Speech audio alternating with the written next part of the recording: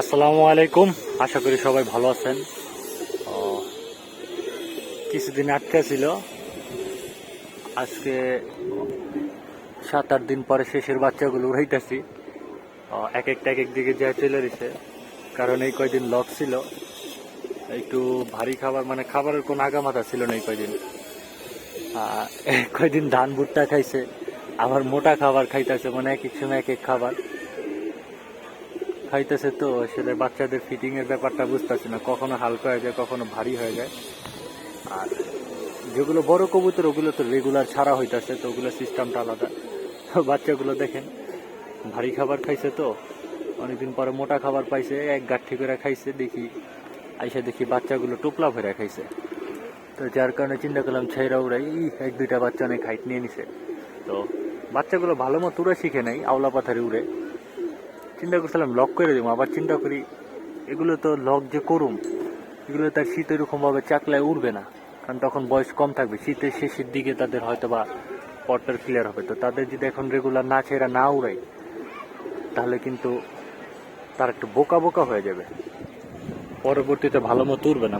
তাদের যে বাসার প্রতি একটা টেন্ডেন্সিটা থাকবে না, কবুতর একটু বোকা মার্কা হবে। এই আর কি, এই বাচ্চাগুলো উঠতেছে, অল্প সময় হয়েছে। তো আসলে সবকিছু বন্ধ, দেশের যে পরিস্থিতি, তো ফাও সময়টা কিভাবে কাজে লাগাবো, যার কারণে কবুতরের কাছে আসলাম। তো মাথায় একটা আইডিয়া আসলো, বাচ্চাগুলো ছেড়ে একটু উড়াই। এই আর কি, ফাও সময়টার কিভাবে কাটাবো, কবুতরের সামনে এসে কাটাইলাম। কারণ বড় কবুতরগুলো তো বন্দি, তাদেরকে ছেড়ে আর উড়ানো যাবে না ইচ্ছা করলো, কারণ তাদের পট্টর কিন্তু যা ডিস্টার্ব। বাচ্চা 4টা আটকানো, বুঝলে গেছি কিছু বাচ্চা ছেড়ে উড়ানোর জন্য। যাক, ধাপ্পির দিকে তাকানো মনে পড়লো। আলহামদুলিল্লাহ, কবুতর কিন্তু প্রায় 9 পরে আছে, অল্প কিছু সংখ্যক কিন্তু কানি পরে আছে। লাল প্ল্যান বাচ্চাটা অনেকগুলো পর ঝরছে, তো যার কারণে আমি একটু ভারী খাবার খাইছি, আজকে একটু ভার হয়ে গেছে। এটা সম্ভবত পুরোপুরি ফুল মোল্টিং আইসা পড়বে। তো ফুল মোল্টিং আসলে কিন্তু বাচ্চারা আর উড়াবো না, তখন কিছু করার নেই, বাধ্য হয়ে লক করতে হবে।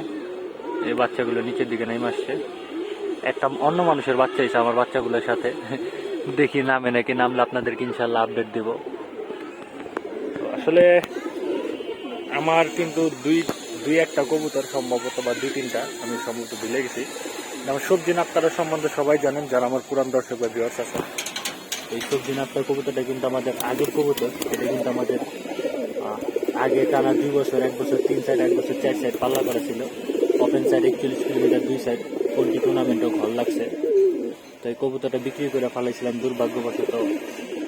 3 সিজন পর আবার বাসায় আসছে। এটার পর কাটা ছিল, পর উঠাই দিছি।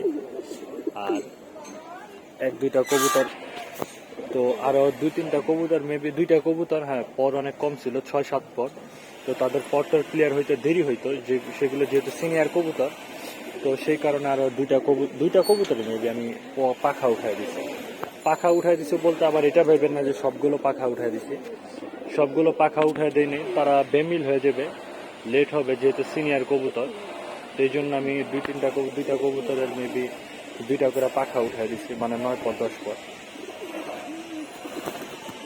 একটা হইলে উঠাইতাম না, 2টা যে জন্য উঠাইছি, সবগুলোর না কিন্তু, মানে সিনিয়র যে কবুতর, কারণ তারা বেমানান, এই জন্য। বাচ্চা 2 দিন তো উঠাই না। বাচ্চাগুলো আস্তে আস্তে ফ্লাইং করে নামছে। কটা বাচ্চা নামছে? অর্ধেকের বেশি এখন উঠতেছে বাচ্চা উঠতেছে। ওই আরেকটা যে বড় বামে যে বৈশা পড়ছে।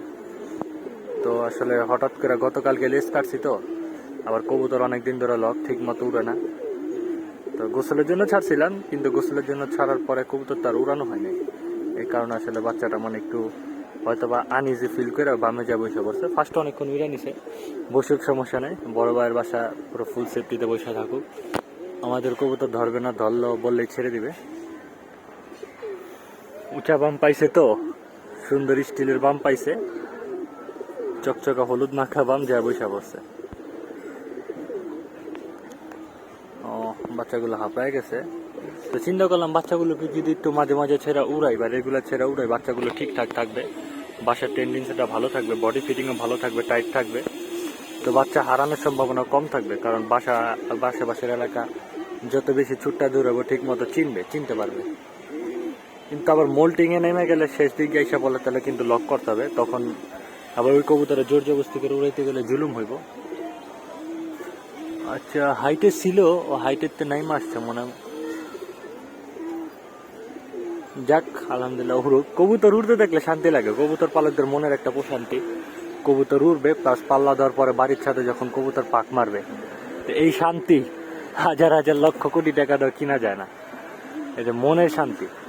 কবুতরের বিষয়ে কত মানুষ কত টাকা নষ্ট করে, এখান থেকে কিন্তু কোনো ফিডব্যাক পাওয়া যায় না। দেখেন কিছু রেসে আসা কবুতর বা এমনি আপনার বেশ কিছু সৌন্দর্যের প্রতি মানে ফিনান্সিয়াল যে কবুতরগুলো আছে, লালপাতি বা পাঙ্কি যাই বলেন, তো আসলে যত টাকাই বেচেন, বেচলে কিন্তু ওই টাকাটা উঠে না। আপনি কবুতরের পিছিয়ে যে টাকা সময় শ্রমটা নষ্ট করছেন, এই টাকা কিন্তু কখনোই উঠে না। আসলে পুরোটাই মানে মনের শখ, মনের খোরাক, এই আর কি। এটা পুরোটাই মনের শখ। এই মনের শান্তি মানে কোনো কিছুতে পূরণ করা যায় না। মানে এরকম যে একটা ফিলিংস, মানে যে অনুভব করে সেই বুঝতে পারে এটা যে কি একটা ফিলিংস। চারটা বাচ্চা উঠতেছে, সেগুলো ইনশাল্লাহ আস্তে আস্তে নামবে উড়া শেষ হয়ে গেলে। বাকি কবুতরগুলো আলহামদুলিল্লাহ ঠিকঠাক আছে। মোটামুটি 1 মাসের বেশি লাগবে এখন আমার কবুতর ক্লিয়ার হইতে। ভাদ্র মাসের লাস্টের দিকটা যায় ইনশাল্লাহ কবুতরগুলো সেট হবে। যাক প্রতিনিয়ত ইনশাল্লাহ আপনাদের সাথে আপডেট শেয়ার করবো, যেহেতু আজারের সময় টাইম পাস করার মতো সময় আছে যথেষ্ট। এই জন্য ভিডিওটা ভালো লাগলে অবশ্যই একটা লাইক দিয়ে দিবেন।